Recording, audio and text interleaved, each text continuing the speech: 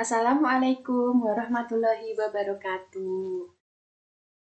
Ya, kali ini kita akan sama-sama belajar tentang sosiologi pendidikan.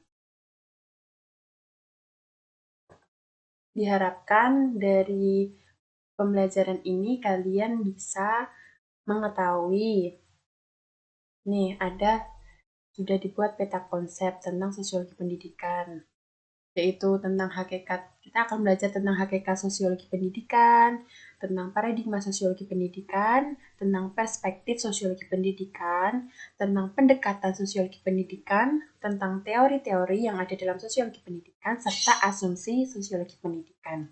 Diharapkan kalian setelah melihat video ini dapat terbantu dan memahami tentang materi-materi tersebut. Nah, yang pertama itu ada hakikat sosiologi pendidikan. Nah, ditinjau dari segi etimologi, hakikat sosiologi pendidikan itu terdiri dari dua kata, yaitu sosiologi dan pendidikan. Dalam aspek sosiologi, kita bisa melihat bahwa sosiologi pendidikan itu dilihat dari lembaga, kelompok, dan proses sosial yang di dalamnya terdapat relasi sosial. Nah, pada aspek pedagogi diartikan sebagai suatu penggunaan secara tepat strategi-strategi mengajar. Kalau pedagogi itu merujuk pada sains atau teori mendidik. Nah, sosiologi pendidikan ini termasuk dalam cabang sosiologi terapan. Sosiologi pendidikan diterapkan untuk memecahkan masalah pendidikan yang fundamental. Kemudian, sosiologi pendidikan itu adalah analisis ilmiah atas proses sosial dan pola-pola sosial yang terdapat dalam sistem pendidikan. Kajian sosiologi pendidikan menekankan implikasi dan akibat sosial dari pendidikan dan memandang masalah-masalah pendidikan dari sudut totalitas lingkup sosial kebudayaan, politik, dan ekonominya bagi masyarakat. Sosiologi pendidikan memandang gejala-gejala pendidikan sebagai bagian dari struktur masyarakat. Masalah sentral dalam sosiologi pendidikan itu adalah aspek-aspek sosiologi di dalam pendidikan. Kita lanjut ke materi kedua, yaitu paradigma sosiologi pendidikan. Sebelumnya kita harus mengerti yang dimaksud dengan paradigma. Nah, paradigma adalah suatu asumsi-asumsi dasar dan asumsi teoritis yang umum, yang merupakan suatu sumber nilai. Nah, di sini juga ada model alur perkembangan ilmu pengetahuan. Yang pertama itu ada paradigma 1. Tahap yang kedua itu normal science, yang ketiga anomalis, yang keempat tahap krisis, yang kelima tahap revolusi, kemudian yang terakhir ada tahap paradigma 2. Nah, dalam paradigma sosiologi pendidikan ini diklasifikasikan menjadi 3 menurut Ritzer. Yang pertama ada paradigma fakta sosial, yang kedua ada paradigma definisi sosial, dan yang ketiga ada paradigma tingkah laku sosial. Saya akan menjelaskan satu persatu dari masing-masing 3 paradigma itu ya.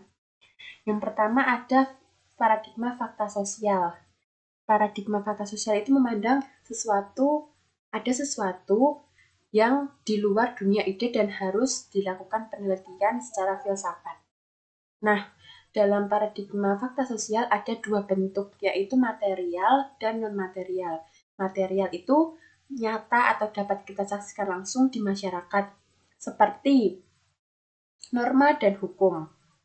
Kemudian, dalam paradigma fakta sosial ada bentuknya non-material. Non-material ini bersifat intersubjektif atau berasal dari kesadaran manusia itu sendiri.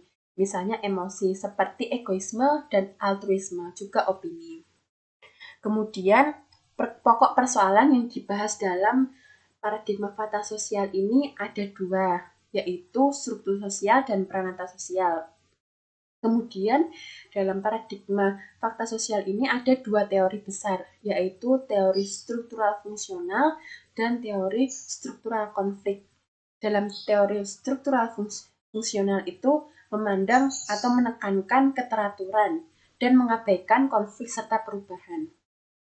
dalam paradigma fakta sosial yang teori struktural fungsional ini memandang satu kesatuan masyarakat itu sebagai fungsionalisme.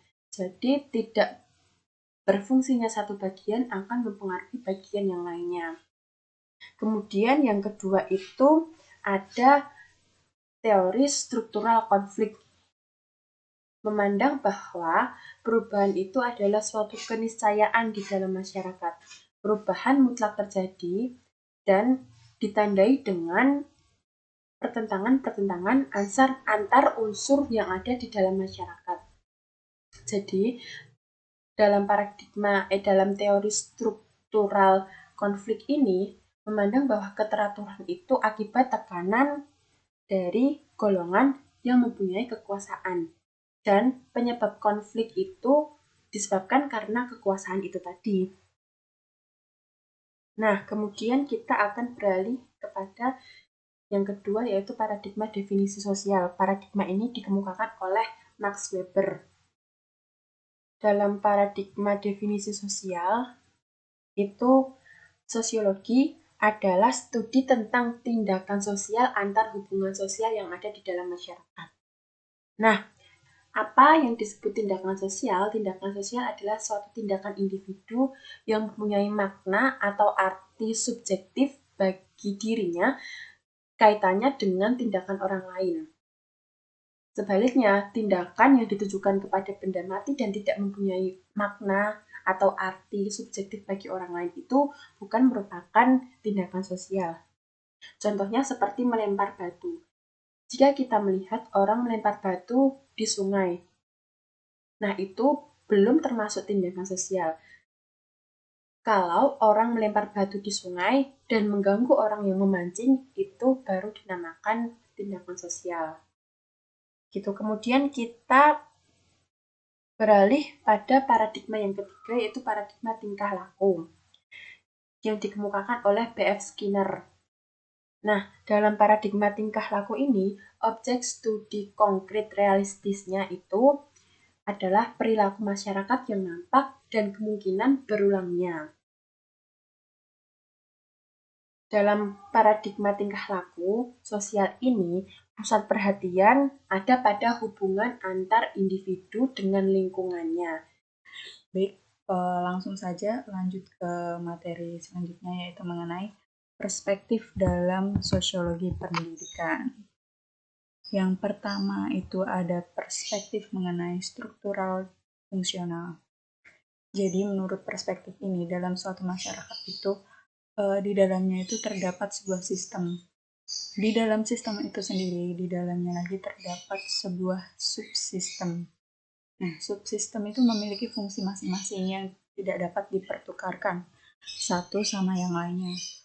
Agar sistem masyarakat dapat berjalan stabil, maka subsistem itu tersebut harus selalu ada dan selalu menjalankan fungsinya masing-masing. Apabila salah satu atau beberapa subsistem tidak berperan sebagaimana fungsinya, maka sebuah sistem itu tidak akan berjalan atau mengalami sebuah kekacauan. Terus yang kedua itu ada perspektif konflik. Nah, dalam perspektif konflik ini menekankan adanya sebuah perbedaan pada diri individu dalam mendukung suatu sistem sosial. Dan yang kedua itu memiliki sebuah masyarakat itu terdiri atas individu yang masing-masingnya itu memiliki berbagai kebutuhan yang tidak terbatas. Nah, dengan kebutuhan yang tidak terbatas serta berbeda-beda, maka berkaitan dengan lembaga pendidikan bagi analisis konflik, pendidik justru memberikan kontribusi pada masyarakat. Asumsi dasarnya itu bahwa setiap unsur dalam sistem sosial memiliki potensi memunculkan konflik dalam masyarakat. Konflik ini terjadi karena adanya perbedaan kedudukan atau posisi antar subsistem. Yang ketiga itu ada perspektif interaksionisme simbolik, di mana asumsi perspektif ini adalah masyarakat itu terdiri atas individu yang mengalami proses sosialisasi dan eksistensi serta strukturnya nampak dan terbentuk melalui interaksi sosial. Interaksi sosial Menurut perspektif ini sangat penting, di mana perspektif interaksionalisme simbolik melihat pendidikan itu dari sisi mikronya, yaitu dari komponen interaksi tatap muka antar individu yang terlibat dalam proses pendidikan. Analisis perspektif interaksionalisme simbolik menemukan bahwa ekspektasi atau harapan guru membawa konsekuensi yang sangat besar bagi siswa mereka. Seperti itu. Selanjutnya ada pendekatan dalam sosiologi pendidikan. Pendekatan yang pertama itu ada pendekatan interaksionis, yaitu cenderung menekankan pada analisis sosio-psikologis untuk melihat ruang kelas. Nah, dalam suatu rangkaian penelitian yaitu dari Flanders tahun 1967 menemukan bahwa semakin besar ketergantungan murid kepada guru, akan semakin kurang siswa tersebut mengembangkan strategi-strategi belajarnya sendiri. Inti penerapan analisis interaksi adalah mengenai seluruh proses interaksi edukatif di kelas dan pengaruh-pengaruh psikologisnya kepada para siswa. Hal ini erat kaitannya dengan metode yang diterapkan guru dalam mengelola pembelajaran di kelas. Nah, untuk yang kedua yaitu mengenai pendekatan fungsional struktural. Di sini, lingkungan sekolah pada hakikatnya itu merupakan susunan dari peran dan status yang berbeda-beda, di mana masing-masing bagian tersebut terkonsentrasi pada suatu kekuatan legal struktural yang menggerakkan daya orientasi demi mencapai tujuan tertentu. Dalam struktur sekolah akan ditemui tingkatan-tingkatan jabatan sesuai dengan status dan peran yang diemban masing-masing, seperti kepala sekolah, para wakil kepala sekolah untuk setiap bidang, guru-guru mata pelajaran sesuai dengan jenjang pendidikan, staf administratif, serta pegawai sekolah atau penjaga sekolah. Yang selanjutnya yakni mengenai teori dan asumsi sosiologi pendidikan. Yang pertama yakni teori fungsionalisme.